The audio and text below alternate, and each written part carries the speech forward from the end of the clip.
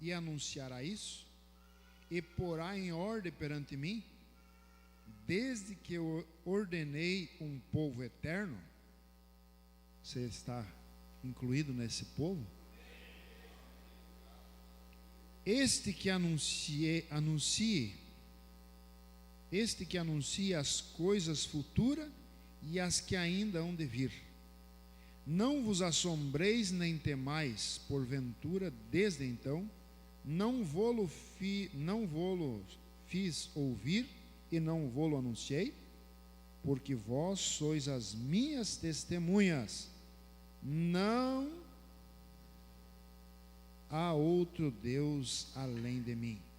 Não há outra rocha que eu conheça. Agora, Hebreus 13. Eu gostaria de pedir para vocês ler comigo essa escritura. Hebreus 13 e versículo 8. Vamos ler junto? Hebreus 13 e versículo 8. Jesus Cristo é o mesmo, ontem, hoje e eternamente. Vamos orar? Amado Deus, esta é a sua palavra. E ela é tão maravilhosa, Pai, que ela aquece aquele que está com frio, é ela que alimenta o faminto, aquele que está com fome, é ela que refrigera as nossas almas, aquece os nossos corações, é ela quem tira os nossos medos, é ela quem nos anima, é ela que nos faz muito mais do que vencedores em Ti, Pai. E aqui estamos nessa noite, dependendo somente do Teu Espírito Santo, para que Ele, ó Pai, venha com todo o Seu poder e adentre no íntimo das nossas almas, Pai, passando, como diz a Tua própria palavra, entre juntas e medulas, pelo Espírito, e chegando lá, Senhor, na divisão da alma e do Espírito, Pai, e que assim possamos compreender aquilo que o Senhor tem para cada um de nós.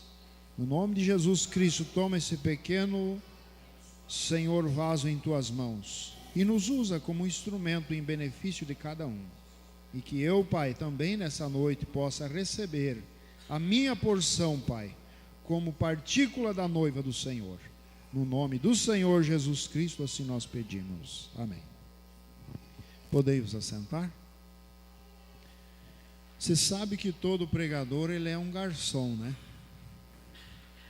Ele é um garçom. Ele vem aqui simplesmente para servir a comida, né? Agora você pode observar que o garçom também come, né?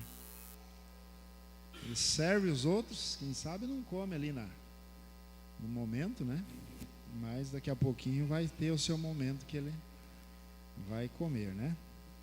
Então nós, como os pregadores, estamos servindo o alimento que foi preparado por Deus para a sua noiva, né? Eu estava lendo uma mensagem intitulada Coisas que hão de ser. Coisas que hão de ser. E me chamou muito a atenção alguns parágrafos, e me veio ao coração nessa noite nós meditarmos junto. Coisas que hão de ser. Você sabe que essa Bíblia, ela foi escrita por diferentes escritores, mais de 40 escritores, num período de mais de 1.600 anos. Eu até creio que um escritor não conheceu o outro. Se observarmos bem nesse período, né? Dificilmente um dos escritores, a não ser os apóstolos ali, né, que tiveram aquele contato físico, mas isso olhando na minoria, mas depois, ou a maioria, quem sabe um não conheceu o outro. E você pode observar que cada escritor desses, ele não escreveu de si.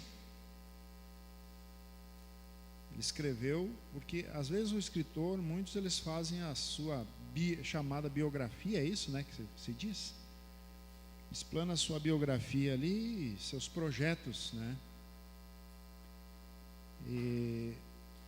Mas esses escritores, eles foram mostrando para a humanidade o grande projeto de Deus para o ser humano, em detalhes minuciosos, porque cada ponto, cada tio, cada vírgula que se tem nessa Bíblia, ela tem um grande significado.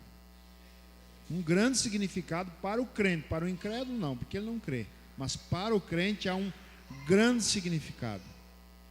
Por isso que no último capítulo do livro de Apocalipse, foi bem enfático aquela chamada, a qual eu creio que é 22:18, né? Diz: aquele que ouvir ou ler as profecias destas estão escritas nesse livro, aquele que tirar quaisquer coisa que há escrita nesse livro, Deus tirará a sua parte da árvore da vida. E aquele que acrescentar, Deus acrescentará sobre ele também as pragas, né? Então, há uma grande responsabilidade quando nós vamos ler a Bíblia, né? E ler com revelação, sem nenhuma interpretação humanística. Mas voltando aqui, observamos que nesse período de 1600 anos, Deus trazendo a esses escritores o passado, presente e futuro, coisas que aconteceu lá na eternidade, Deus trouxe no tempo, sendo revelado para as pessoas. Não foi simplesmente, não foi uma mente humana projetando algo, mas a mente de Deus estava naqueles homens. Por isso que a Bíblia nos diz, né, segundo a Pedro, que as profecias deste livro não são de particular interpretação, porque elas nunca foram produzidas por uma vontade humana, mas sim homens inspirados por Deus, inspiração divina, foram que a escreveram. Então cabe a nós ter uma grande reverência, um grande respeito quando se explanada a palavra de Deus para as pessoas, porque isso aqui não é algo meu, não é algo seu, não é algo de alguém mais, mas é algo de Deus. Por isso que ela tem que ter uma grande reverência, ser respeitada, né, com muita, digamos, profundidade. Amém? E se você observar, eu já vi pessoas até dizendo assim: foi os judeus, né, os hebreus lá que escreveram a Bíblia, porque a Bíblia diz que o Evangelho vem dos judeus, não é isso? Mas não foi simplesmente eles. Observamos que foram vários homens de determinados lugares que escreveram. Porque os judeus em si, existe um ego muito grande neles, um orgulho muito grande, porque se você observar, a história relata, não só biblicamente, mas em todos os aspectos, um povo a qual Deus cuidou deles, protegeu e fez tudo aquilo que nós vimos no livro de Êxodo. Então eles são um povo que se consideram muito especial, e isso cria um orgulho muito grande neles. E se eles fossem relatar nitidamente cada situação, o orgulho deles ia fazer eles esconder todas as suas fraquezas, ia mostrar só os seus pontos fortes. Mas você vê que não foi isso. Nós encontramos a Bíblia Sagrada mostrando grandes homens usados por Deus, pessoas a qual Deus trabalhou muito profundamente. Você pega desde lá do princípio, Abraão, Isaac, Jacó, aqueles velhos patriarcas, né? Aqueles profetas, você vem vindo, entra no Novo Testamento e você vê o grande trabalho de Deus, mas também contando todos os seus pontos fracos, todas as suas fraquezas. Davi, um homem, escreveu todo o livro de Salmos, né? Nós encontramos toda a história de Davi lá nas crônicas, lá nos livros dos reis, enfim, você vai encontrando ali, mas você vê contando também minuciosamente cada fraqueza, onde que Davi errou. Então, se fosse um judeu, para manter o orgulho dele, ele ia contar só os pontos fortes de Davi, não ia contar as suas fraquezas, porque todo ser humano é assim, né? Ele gosta de contar o quê? Só as vantagens, porque eu fiz, porque eu faço, porque eu isso e aquele outro. Mas você não vê ele chegando ali explanando todos os seus pontos fracos. Eu errei, eu fiz isso, eu fiz aquele outro. Você pode notar que é um grande desafio que o ser humano enfrenta, ele reconhecer suas fraquezas. Você vê até nas entrevistas dos psicólogos, né, quando se diz assim, coloca aí num papel todas as suas qualidades, ele faz uma lista desse tamanho assim, na verdade. E eu sou isso, eu sou aquele, eu aquele outro. Daí daqui a pouco vem o inverso, agora coloque todos os seus defeitos. Daí ele emudece. E agora? Eu tenho defeito? Não é assim? Mas bem, vamos em frente.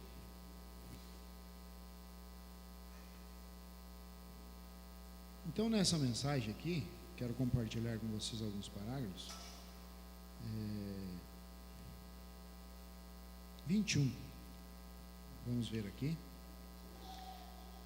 Agora Jesus falando a respeito, na frente, que ele ia preparar um lugar para nós.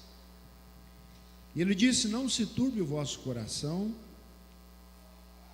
Agora observe, ele estava falando com os judeus, e ele disse, olha, não se turbe o vosso coração, credes em Deus, credes também em mim, como tendes crido em Deus, vocês creem em mim. Você vê ele chamando a atenção daqueles judeus, porque eu sou filho de Deus. Aí complicou a coisa, né? E Deus, em outras palavras, eu e o Pai somos um. Aí complicou mais para eles ainda. Eu quero que você entre um pouquinho, viaje um pouquinho no tempo e volte lá atrás, nessa conversa que Paulo estava tendo com aqueles homens. Então, observe, o profeta mostrando detalhadamente aqui, ele diz assim, creiam em mim, eu sou filho de Deus. Em outras palavras, e agora eu e o Pai somos um, meu Pai habita em mim, e o que vocês veem, o que eu estou fazendo não sou eu, é o Pai que está em mim, e Ele faz as obras. Deus estava em Cristo reconciliando o mundo consigo mesmo. Agora, isso foi fácil para aqueles judeus, os quais haviam sido ensinados através de gerações a crer que lá havia um grande sobrenatural de Deus, um Deus, mas pensar que aquele Deus agora havia descido e estava manifestando a si mesmo através da pessoa de seu Filho, Jesus Cristo, Deus habitando em um corpo de carne, aquilo foi forte para eles poderem entender. E não continua a mesma dificuldade para a raça humana hoje? Crer que Deus existe, todo mundo crê. É isso? Agora, para compreender que esse Deus, Criador do universo, tudo que você imagina e aquilo que você não consegue imaginar, sua mente não alcança, esse Deus nasce numa manjedoura, constrói um corpo chamado Filho, e habita, e a Bíblia diz que ali estava quem? O próprio Deus. Era quem? João capítulo 1, no princípio era o Verbo estava com Deus, e o Verbo era Deus, e esse Verbo que era Deus, se fez carne na pessoa do Senhor Jesus Cristo. Então, para compreender isso aqui, irmãos, para nós que somos privilegiados, nós somos um povo especial, é o que nós lemos lá, um povo eterno, né? Tem que ter uma mente profética, uma revelação divina para poder compreender essas coisas que eu digo assim para vocês, que são um dos mistérios na Bíblia, mistérios a qual o mundo não está compreendendo. Grandes homens, papas, homens formados em teologia, como diz o profeta, em HD, PhD, não sei, tantas outras coisas, eles são cegos diante dessas escrituras. E para você, pessoa simples, muitas vezes com um grau de cultura muito baixíssimo aos olhos da humanidade, o Espírito Santo vem ali e mostra: mas quem que é Jesus? Jesus é o próprio Deus. Você acha que isso é pouco? Isso não é pouco. Então veja, foi fácil para eles crer quando Jesus falou que existia um Deus. Agora que esse Deus estava diante deles, conversando com eles ali. E é o seguinte: vocês creem no Pai? Ah, nós cremos no Pai. Pois é, e tudo que eu faço é porque o Pai diz para fazer. Eu não faço nada sem o Pai me mostrar. Daqui a pouco alguém, mas então mostra-nos o Pai. Estou há tanto tempo convosco que não me tenho desconhecido. Quem vê a mim vê o Pai. Você vê que Deus, ele não pode. Deus, o profeta diz que não há sombra de variações, ele é imutável. Ele não vai falar lá em Isaías, que eu li uma porção ali, mas é recheado. Eu sou o único, fora de mim não há Deus, e jamais houve, jamais haverá. Não. Nós lemos ali. E agora você vem, Jesus Cristo falando que é o próprio Deus. Porque o que levou Jesus à cruz, você sabe o que foi? Foi essa doutrina na qual Jesus se fez Deus. Não é que se fez, ele era o próprio Deus. Mas para eles dizendo: não, ele está se fazendo Deus agora. Blasfemou disso quando trabalhou no sábado, né? Para eles é uma blasfêmia. Eles: mas eu sou o Senhor do sábado. Ó, tá vendo? Blasfêmia. Ele diz que agora é até o Senhor do sábado. Isso, para os adventistas, era a crucificação na certa mesmo, né? Agora ele está se fazendo Deus, quer dizer que ele é Deus. Isso é blasfêmia, porque eles criam só numa divindade, e na realidade estava ali, diante deles, o Verbo encarnado. Vamos indo, né? Então Jesus disse: isso foi fácil para que, o profeta disse, isso foi fácil para aqueles judeus, os quais haviam sido ensinados às gerações, para crer que havia um sobrenatural Deus, mas pensar que aquele Deus havia descido e estava manifestando a si mesmo através de seu Filho Jesus Cristo, Deus habitando em um corpo de carne, aquilo foi um pouco forte para eles poderem entender. Mas ele disse: agora, tem crido em Deus, creiam também em mim, pois há muitas moradas na casa de meu Pai, e eu irei lhes preparar lugar. Isso é coisas que hão de ser. A vida de Jesus estava se preparando para terminar aqui na terra. Ele havia mostrado às pessoas, ele provado que ele era o Jeová manifestado em carne. E através dos grandes sinais e maravilhas, das referências da Bíblia, ele havia se referido a si mesmo. E ele provou que ele era um Deus manifestado em carne diante deles.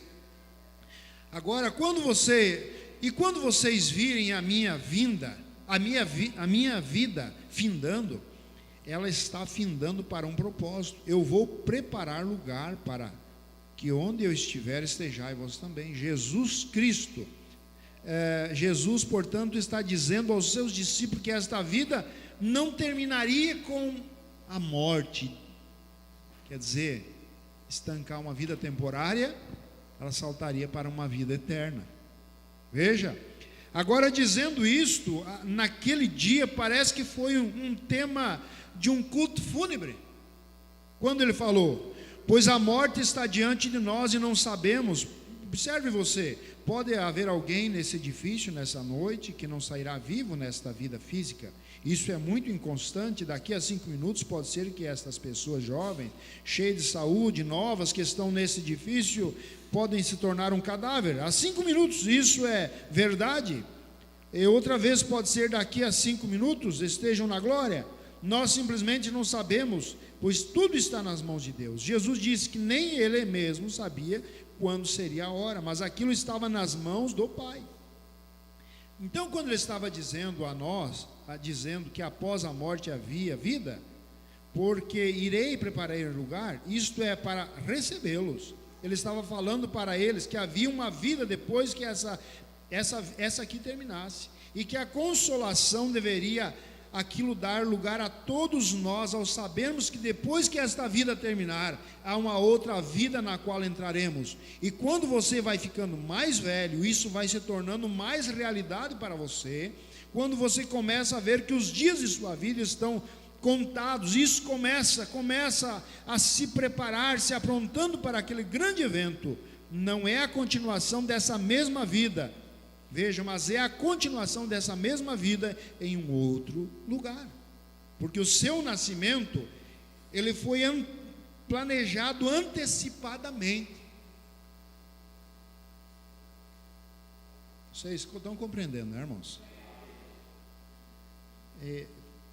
Deus, Ele é onisciente, onipresente, Ele sabe o fim de cada coisa antes delas começarem.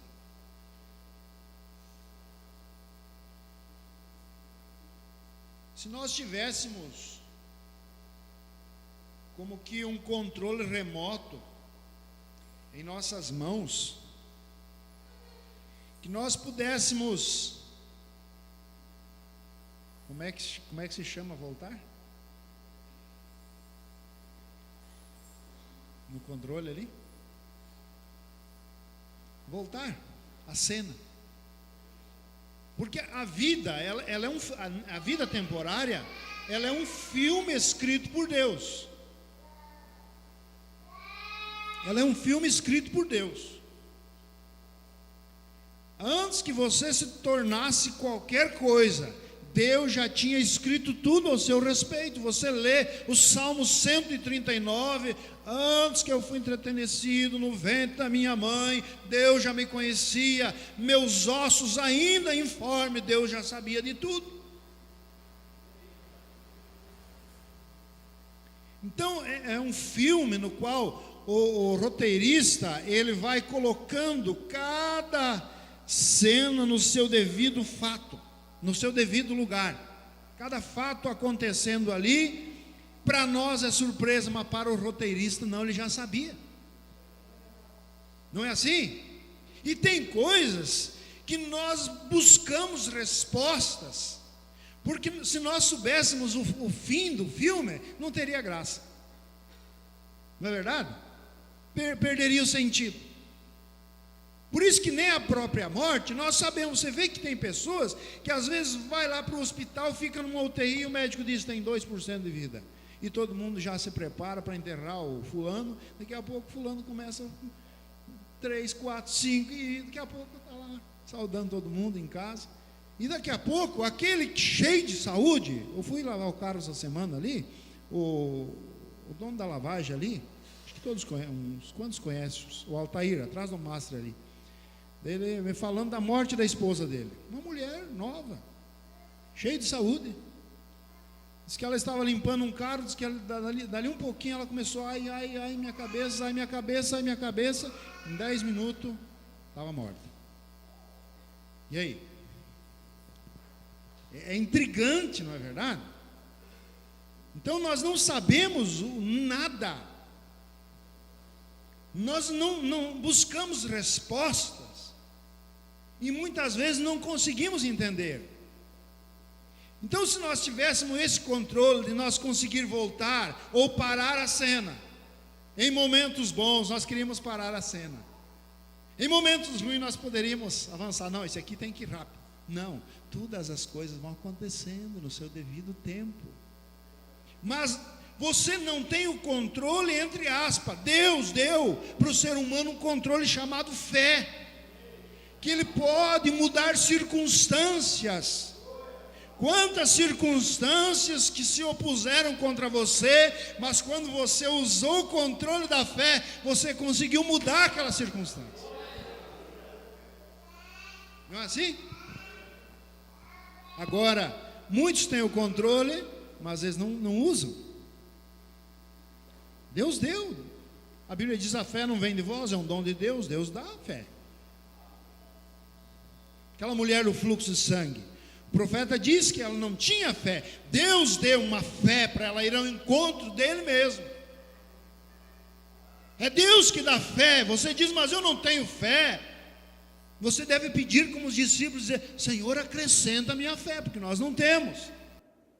É Deus que dá fé para você levantar a mão e reconhecer o sacrifício sangrento dele. É Deus que dá fé para você ser curado. A fé é a arma nossa.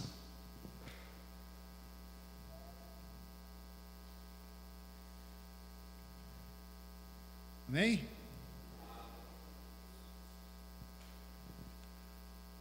O que nós devemos entender, muitas coisas, na mensagem a sempre presente água da rocha, o profeta nos fala bem claramente, tem coisas que você não pode mexer, que são pilares estabelecidos por Deus, que é uma lei. O profeta chega a dizer naquela mesma mensagem ali: você poderia orar com toda a fé que existe, e dizer assim: sol, ô sol, você não vai nascer amanhã. E você usasse toda a sua fé, sabe o que ia acontecer? Amanhã cedo o sol ia botar a cara lá, e você de joelho dobrado e o sol vindo. Chegaria aqui, agora você ia orar com toda a sua fé e ia dizer assim: ó, sol, agora é o seguinte, eu vou orar para que você não se ponha. A questão, encontramos Josué, isso foi uma permissão de Deus. O profeta disse que Deus parou naquele dia a roda do tempo. Porque o sol, não é o sol que roda, é o mundo que gira. O sol, o profeta disse que ele é um astro colocado ali, e ele não muda, ele está lá. Não é isso? É o tempo, o planeta que roda. A ciência nos prova isso. E Deus simplesmente parou o mundo, a bolinha rodando ali, Deus só fez assim, ó. Parou o sol, parou o mundo por quanto tempo? Um dia? Atrasou, né?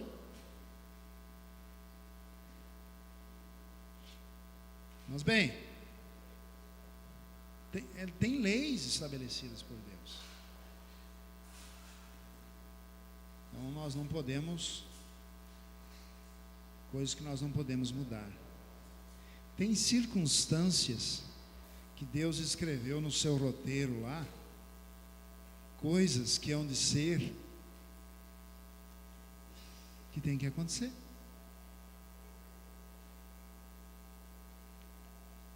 Vamos pegar um personagem para nós se basear?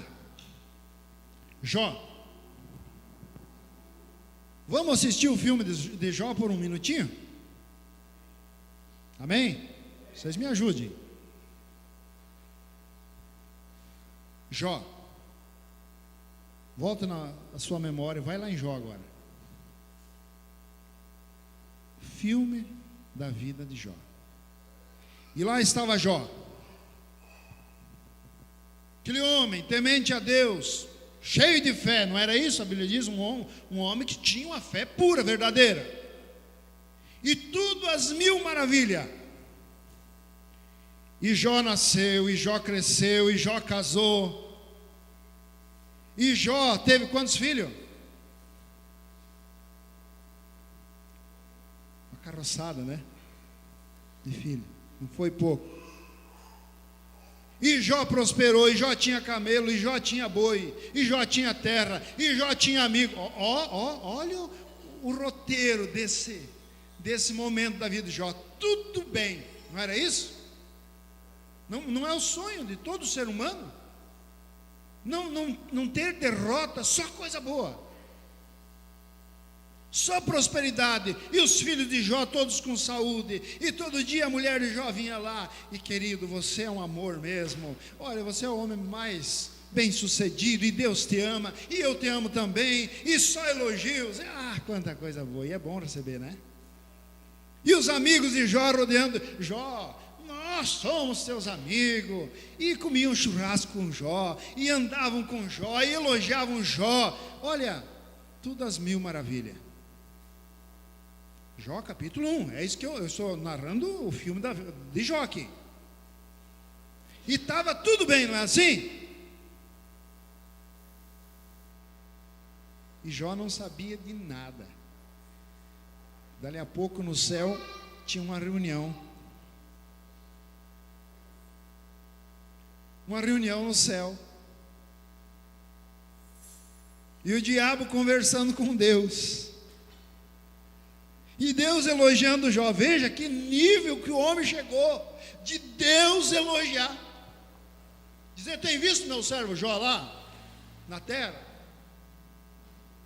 Homem bom, fiel, se desvia do mal. E assim, olha, a publicidade que Deus fez de Jó. Leia no capítulo 1. Tudo bem aqui, tudo bem lá. Mas daqui a pouquinho, numa conversa,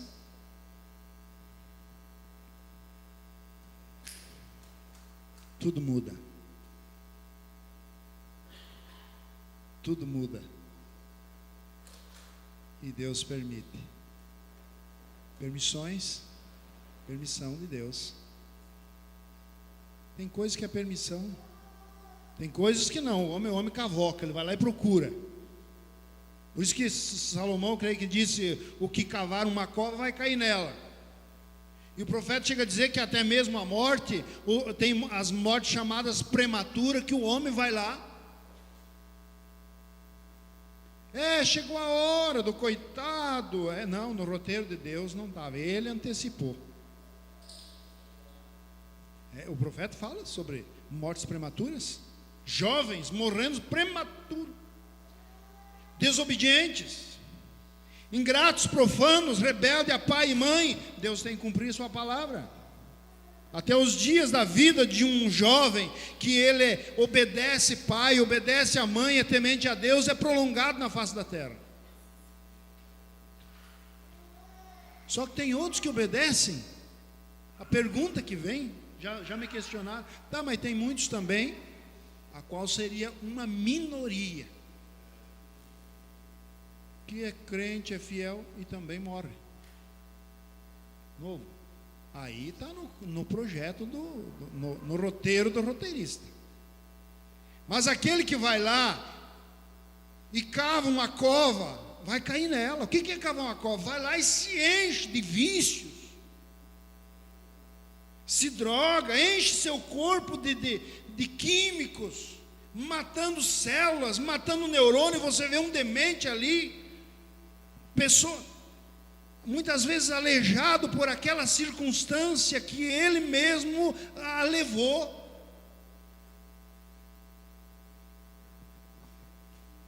Porque tem coisa que está escrita, na verdade, está escrita. Você vai, se ir ali.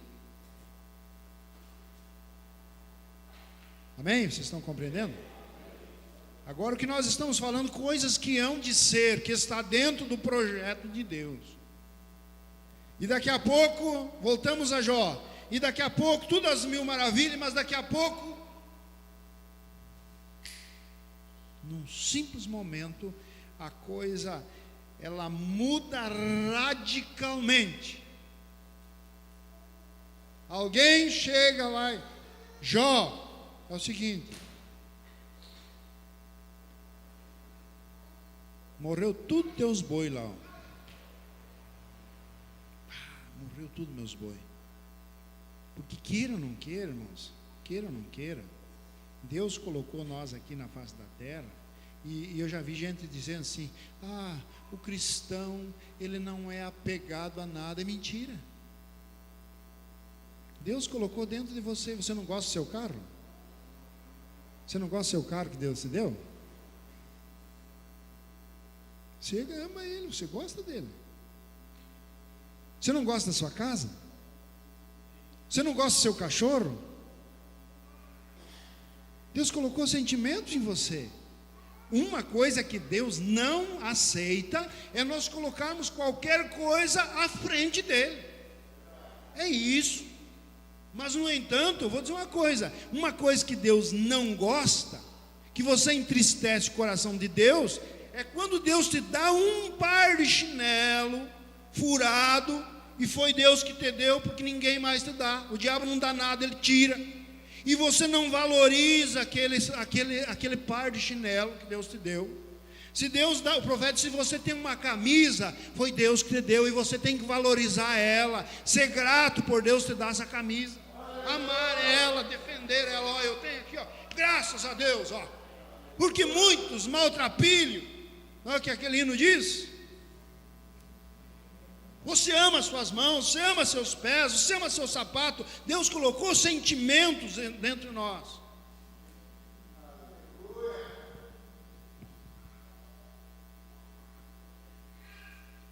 Você está compreendendo? Agora tem gente que tem raiva, que às vezes Deus dá algo para ele, tem raiva. Eu vi dizer um ditado: tem gente que tem raiva de dinheiro. Não pode ver dinheiro, ele sai.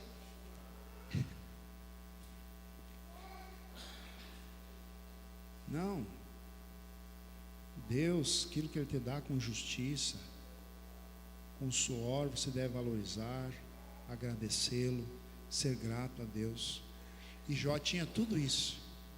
E quando alguém chegou lá com essa notícia: Jó, morreu tudo teus boi. Será que foi uma baita de uma notícia? Alegria para Jó? Morreu meus boi, morreu meus boi. Não, aquilo entristeceu, porque ele gostava dos seus boi, porque ele sabia que aqueles boi foi Deus que tinha dado para ele.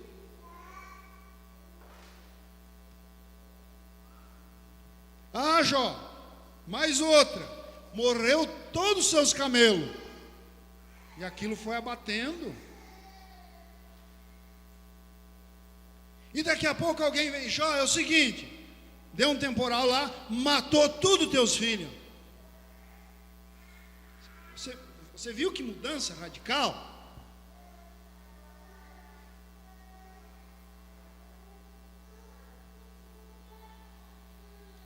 E resumindo aqui, você encontra, leia como tema de casa o livro de Jó, você vai lendo ali todo o roteiro, porque ali mostra o início e o fim. Você pode observar, o capítulo 1 mostra o início dos bens, tudo que Jó possuía, e nesse roteiro vai mostrando as suas perdas, mostrando suas lamentações, mostrando no roteiro aqueles que lhe abandonaram, mostrando o próprio silêncio de Deus, um Deus que até então ele estava elogiando, agora Deus de braços cruzados, como muitos pensavam, em silêncio, olhando tudo aquilo. E estava no roteiro. Olha aqui, o profeta diz nessa mesma mensagem, coisas que hão de ser. Eu estava lendo a recém aqui, eu acho que é no 39.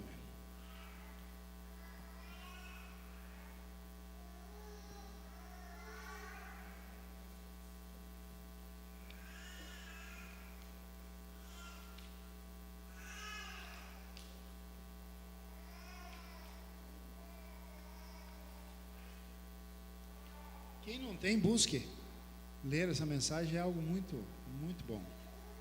Todas as coisas são boas, né? Mas tem umas que sobressaem, né? Bom, ele vem dizendo aqui, eu não consegui achar o parágrafo aqui, Mas o profeta diz que aquele crítico criticou sobre um Deus tão bom que os crentes pregavam, um Deus tão maravilhoso, e agora ver seus filhos sendo devorados por leões, queimados vivos, maltratados, perseguidos, e esse crítico criticou. Que Deus é esse? E o profeta diz: mal ele sabia que se a semente ela não cair na terra, ela fica só. Ela tem que cair na terra para produzir muitos frutos, e nós somos essa semente germinada das eras lá hoje aqui, ó. Coisas que hão de ser no seu devido tempo, foi manifestado cada um de nós lá, eram coisas que hão de ser hoje, nós somos coisas que exatas do momento.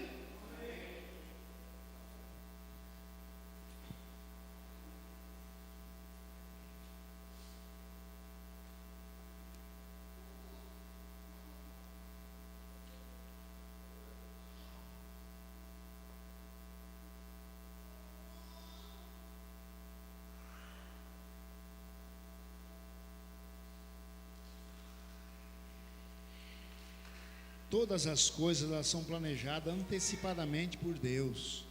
31. Com Deus nada acontece por um acaso.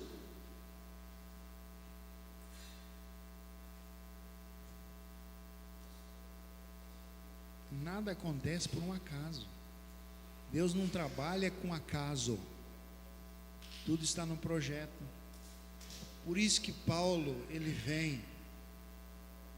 Irmão, quando nós voltarmos o nosso coração, nossa mente para olhar com profundidade na Bíblia Sagrada, o que desespera é muitas vezes ver crentes abandonando a fé, que é o controle que Deus deu.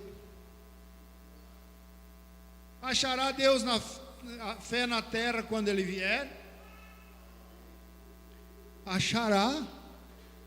Porque em todos os tempos, em todas as eras, ainda que foi um, o profeta diz, mas ele manteve uma fé pura, verdadeira.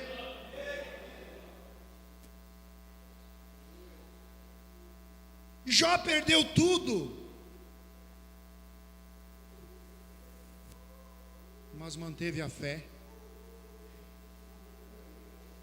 E aquela fé foi o que mudou a circunstância, porque a história de Jó seria escrita de outra maneira, de nós vermos naquele momento que foi o ápice, não tinha mais, ele estava leproso, era a sua própria saúde tinha ido, ele ralando suas feridas com cavacos de telha, diz o profeta ali, e ele não estava feliz. Não, você encontra os lamentos de Jó. Seu espírito estava abatida, sua carne estava enferma, mas lá na sua alma tinha uma convicção, quando ele disse: ainda com esses olhos eu verei o meu Redentor.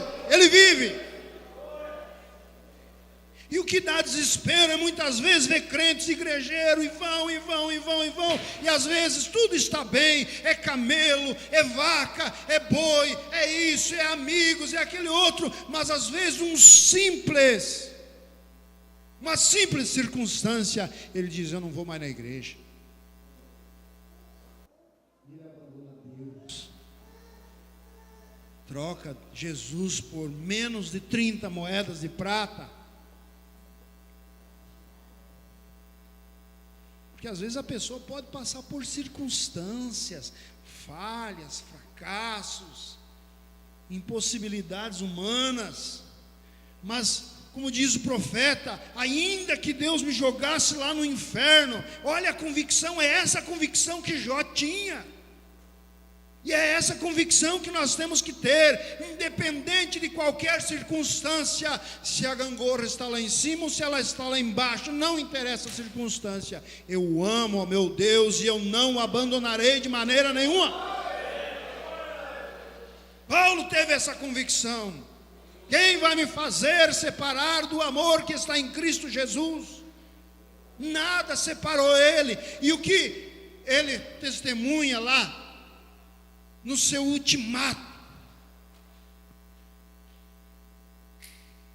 já estou sendo oferecido por aspersão de sacrifício. Ele sabia que no outro dia seu pescoço ia rolar, e ele não estava ali um crente churumingando, não, desanimado, não. Sua carne, quem sabe, porque o profeta diz que todos, até os próprios animais, eles têm medo da morte. Quem sabe sua carne até estava num grau do sistema nervoso meio elevado, mas há uma convicção que vinha lá na sua alma, que ele chegou e disse: é o seguinte, estou sendo oferecido por aspersão de sacrifício, mas combati o bom combate, acabei a carreira e desanimei. Foi isso? Combati o bom combate e guardei a fé. Tua fé, irmão, está no roteiro, toda e qualquer circunstância. Se o pastor não te olha, se o diácono não te olha, ninguém te olha, ninguém se importa contigo, você deve lembrar: mas eu tenho um que se importa comigo, esse é Cristo. E eu não estou aqui por causa do pastor, eu não estou aqui por causa do diácono, eu vim aqui por Ele, por Cristo. Ele é o autor e consumador da minha fé, é Ele que me sustenta, é Ele que me guarda. Quando o pastor, quando o irmão, quando o amigo, quando a esposa não está junto, quando o médico falha, quando a justiça falha, mas Ele está junto comigo, é Ele que me defende, é Ele que se importa comigo. Isso é convicção. Coisas que hão de ser, isso estava gravado na mente de Jó aquele dia. Coisas que hão de ser, tem que acontecer. Paulo vem e diz: e tudo contribui para o bem daqueles que amam a Deus. Como nós sempre falamos aqui, numa cadeia, com o couro listrado a laço, e ele lá: tudo contribui para o bem daqueles que amam a Deus.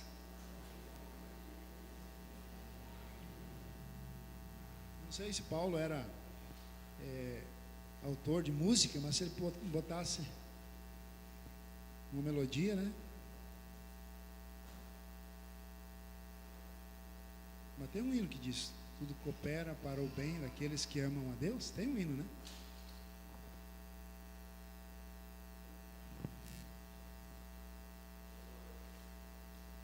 E sabe, ele estava lá, essa melodia: tudo coopera para o bem daqueles que amam a Deus. Estava no roteiro dele ir para a cadeia, ser surrado, coisas que iam ser. Mas estava no roteiro de aparecer um anjo, abrir as portas da cadeia, converter um carcereiro. Estava no roteiro.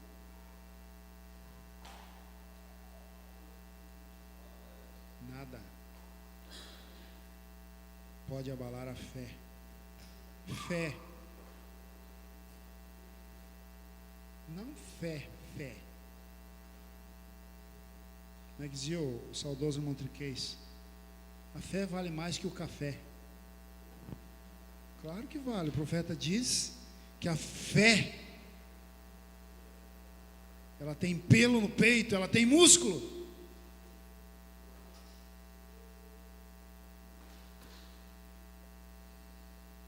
O profeta diz que tem dois tipos de fé: fé intelectual e a fé genuína.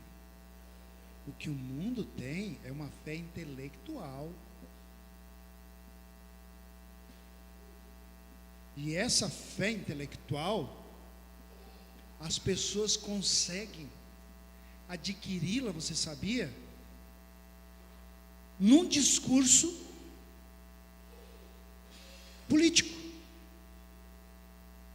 num discurso eclesiástico. Quantas coisas que você vê no Face e você concorda muitas vezes? Coisa boa, né? Te anima.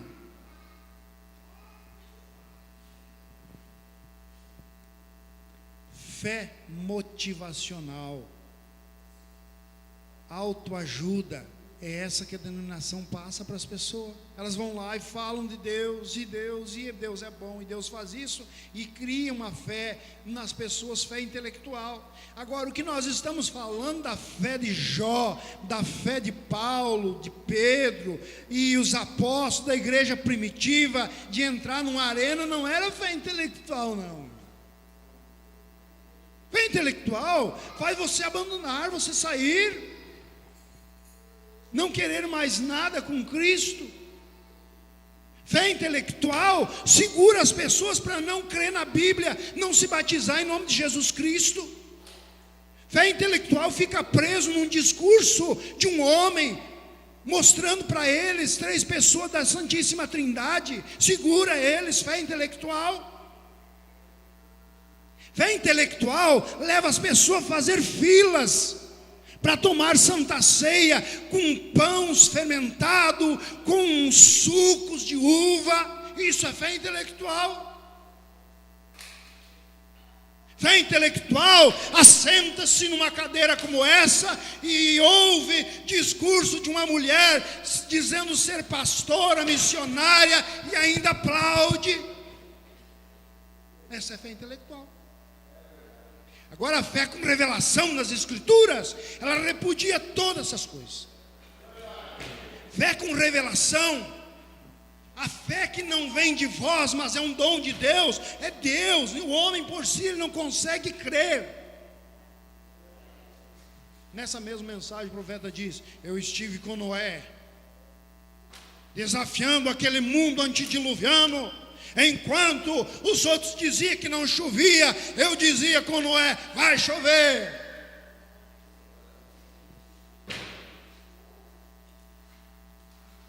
Contra as circunstâncias, contra as lógicas.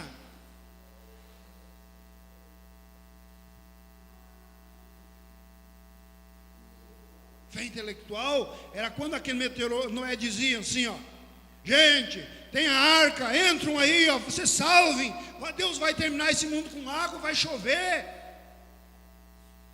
E vinha a oposição e dizia para as pessoas: previsão do tempo para os últimos 6 meses. Nós temos aí a previsão, né? Até do ano inteiro. Nada de chuva, não existe chuva. Não tem umidade suficiente lá em cima no ar para chover. O velho está louco. E todo mundo, meteorologista, está certo, o velho está louco. Fé intelectual.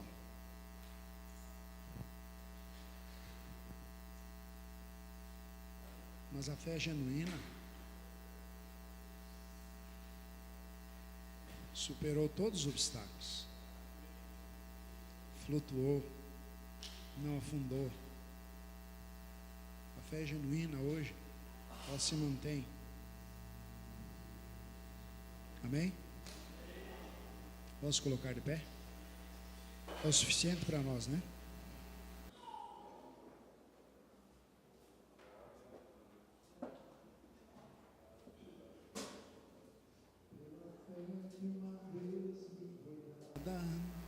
Para seguir o Cordeiro de Deus, pela graça de Deus enviada, andarei com valor para o céu. Quero andar de valor em valor e seguir a Jesus, meu Senhor. Que a receba no céu, coisas que hão de ser, a coroa que me dará Deus. De Deus quero vestir lutar com coragem e valor, pois aqui a peleja é dura, contra as hostes o vil tentador. Quero andar de valor em valor e seguir a Jesus, meu Senhor, até que um dia receba no céu a coroa que me dará Deus. Em Jesus eu farei 1000 proezas, no combate da fé e do amor. Nele tenho vigor e destreza para lutar e para ser vencedor. Quero andar de valor em valor. Deus não te fez um perdedor. Deus não escreveu nossa história como derrotados, mas como vencedores. Aqueles que lutaram. Por isso, quero andar de valor em valor e seguir a Jesus, meu Senhor, até que um dia receba no céu a coroa que me dará. Vamos inclinar nossas frontes.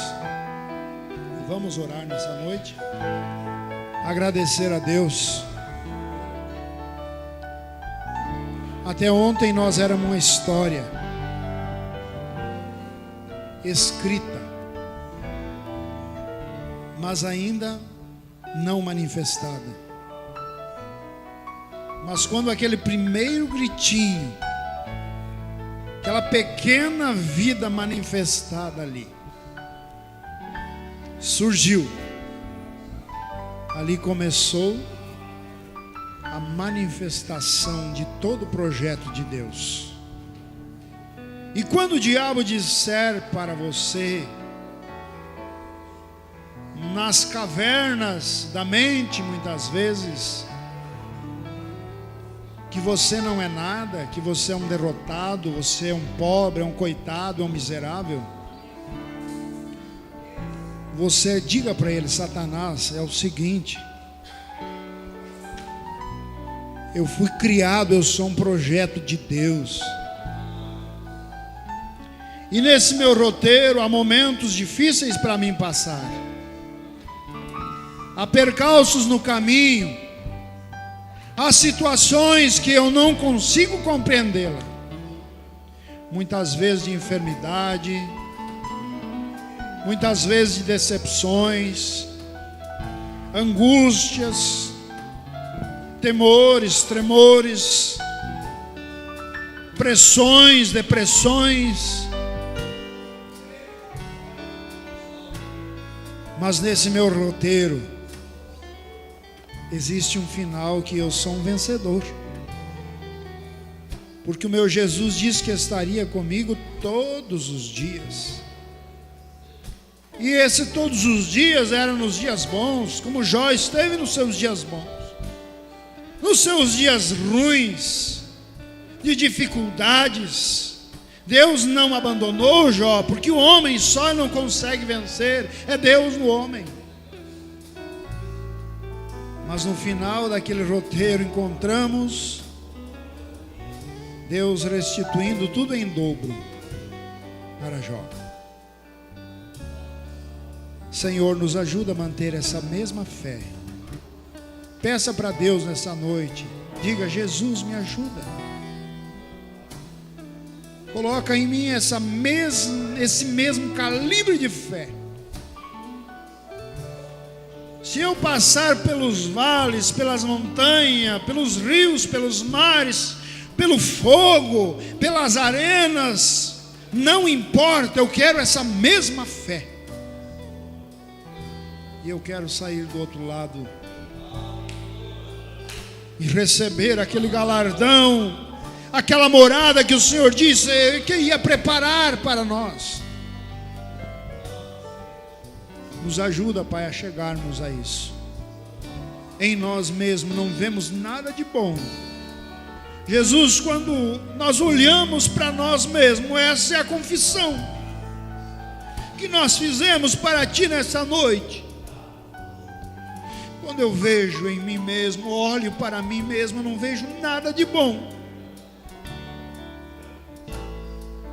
Mas quando eu olho para aquela cruz, eu lembro que ali existe um sacrifício, um sangue que foi derramado. E hoje Ele não está ali numa cruz, mas está num propiciatório, intercedendo por nossas falhas, por nossas debilidades, nossas ignorâncias, nossos maus comportamentos, nossas interpretações humanísticas.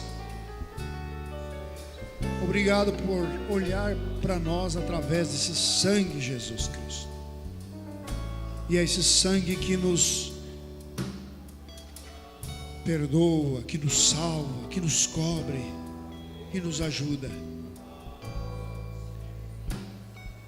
Deus amado, ajuda cada pessoa nessa noite que ouviu essa mensagem, que possa, Senhor, com Teu Espírito Santo, revelar no íntimo da sua alma e possa compreender coisas que hão de ser. Maravilhoso Deus.